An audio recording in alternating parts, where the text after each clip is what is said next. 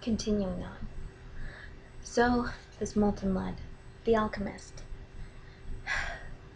What happens in the transformation from base metal into gold is something called the negrado, or the blackness. The earth begins to shake. The smell of death is eminent in the air, and from the sky rains ashes.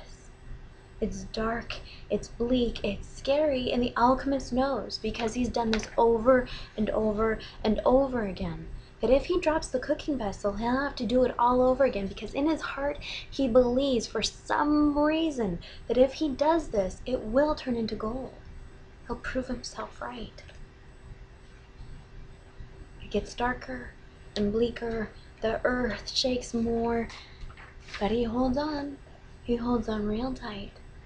And then, just as it's getting even darker, the earth begins to stop shaking.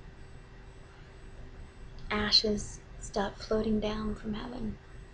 The heavens, in fact, crack, a little sunlight through, and the alchemist looks in his pot just as the scent of death is dissolving. And there it is, gold. But how did the alchemist keep from dropping his cooking vessel?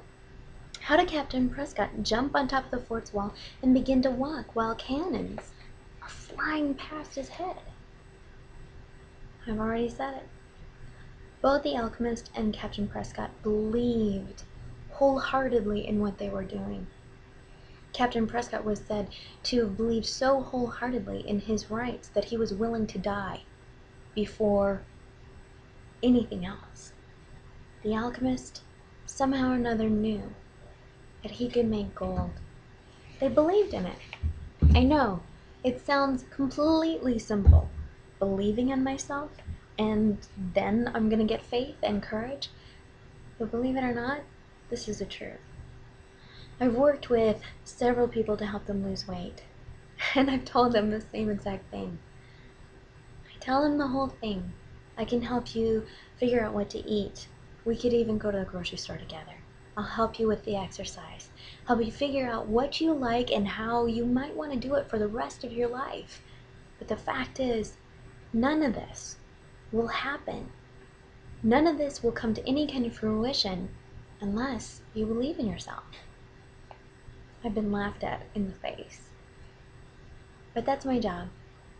One woman who did laugh at my face, and who I told that exact story to, but I also added this on. You've come to me. We're going to work together.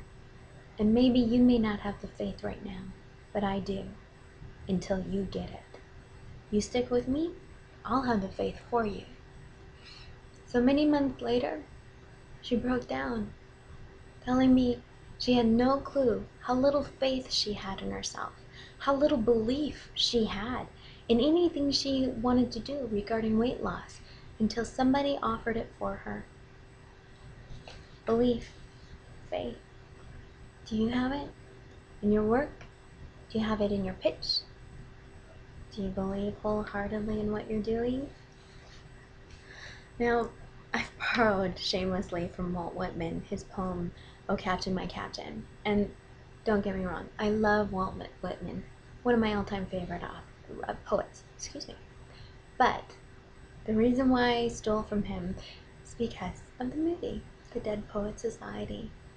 A group of boys, hubba boys. I was 15 years old when I first watched this, and my goodness, my poor little 15-year-old heart could hardly take how cute those little boys were, reciting poetry.